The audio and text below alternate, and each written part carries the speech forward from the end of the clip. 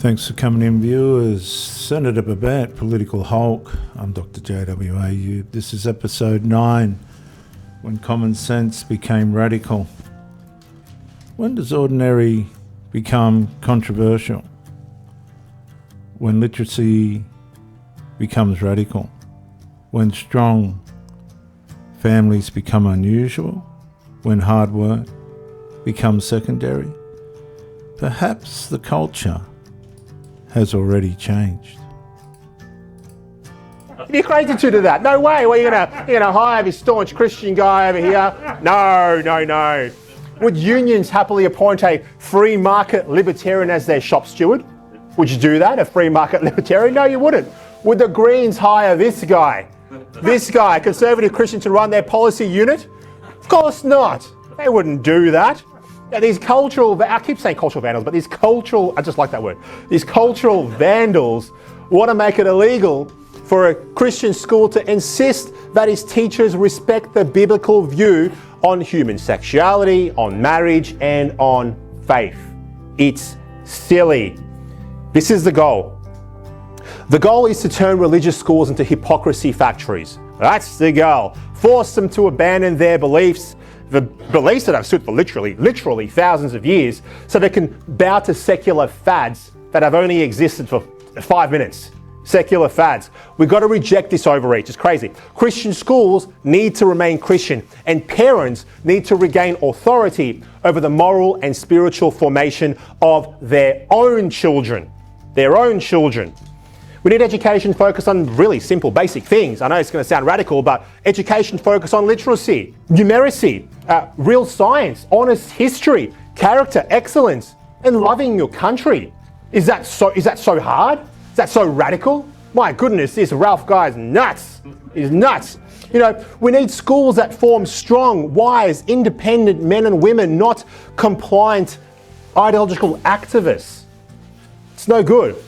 If we want to halt the decline, we also need to rip up the bureaucratic, red tape that's strangling our economy at the moment. And we need to re-embrace the free market, because the free market made the West great.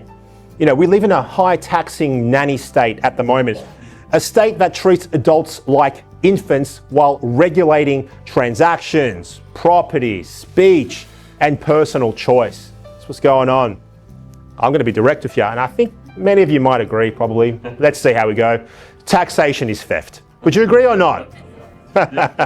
Look, when the government takes more than a third of your income before you even get to the service station, before you even get to the servo, then it hits you when you get there with fuel excise, and then you got the luxury car tax, windfall gains taxes, you got GST, you got tax on top of tax.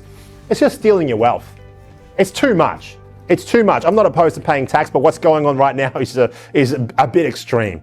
High taxes don't solve social problems. What do? They fund the expansion of a bloated bureaucracy. That's what they do.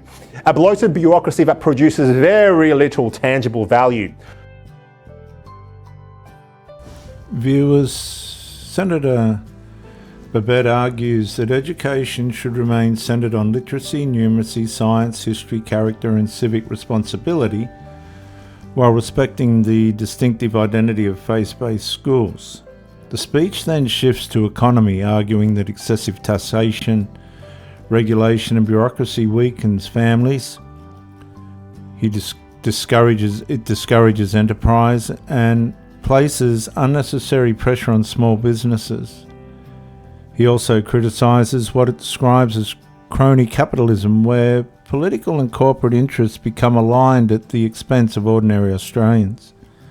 The central argument is that national prosperity depends upon free enterprise, limited government, and renewing and rewarding productive work. We've got to take the brakes as well of small and medium business. Okay, we just have to. Small business, it is the backbone of our country, the backbone of Australia. But mum and dad operators, they're being driven to the wall by energy costs, industrial relations laws, green tape, red tape, black tape, all sorts of tape. Tape everywhere. Government agencies more interested in punishment than prosperity. That's what we have. We have a professional political class that just wants to punish you for whatever reason. They just want to punish you. We've also allowed something that I like to call crony capitalism to take hold. Crony capitalism, where the corporate class colludes with the political class to stitch up markets, to eliminate competition and to crush the little guy. Okay? Do you remember back in the day when, I don't want to get too political about talking about two different political parties, but do you remember when the Labor Party was all about the worker? The worker, that used to be the case, it's not anymore. Now it's the party of the big corporates. Where, it doesn't matter what they say, that's the reality of the thing. That's what they are today. They collude to crush the little guy, the mum and dad operators. That's what they do. You know, we saw during the Voice referendum, we saw when banks, mining giants, we saw when different sporting codes, airlines, they all came together and they poured resources into a divisive campaign to enshrine race-based rights in the Constitution. That's what they did. They didn't do it because they cared about the disadvantaged communities. Hell no, you think those guys care? They don't care. They did it to virtue signal. They did it to tick ESG boxes. They did it to impress globalist circles that reward political conformity. What does ESG stand for? Who's heard of ESG? A few of you. Okay, ESG stands for environmental, social, and governance.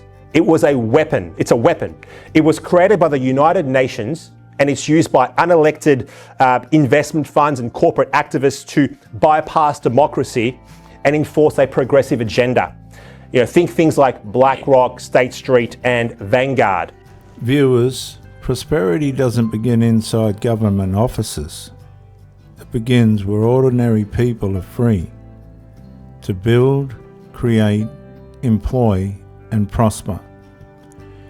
In Senator Babet's Political Hulk series, which I've created, he will speak when ordinary Australians stop being represented, and I hope to see you there.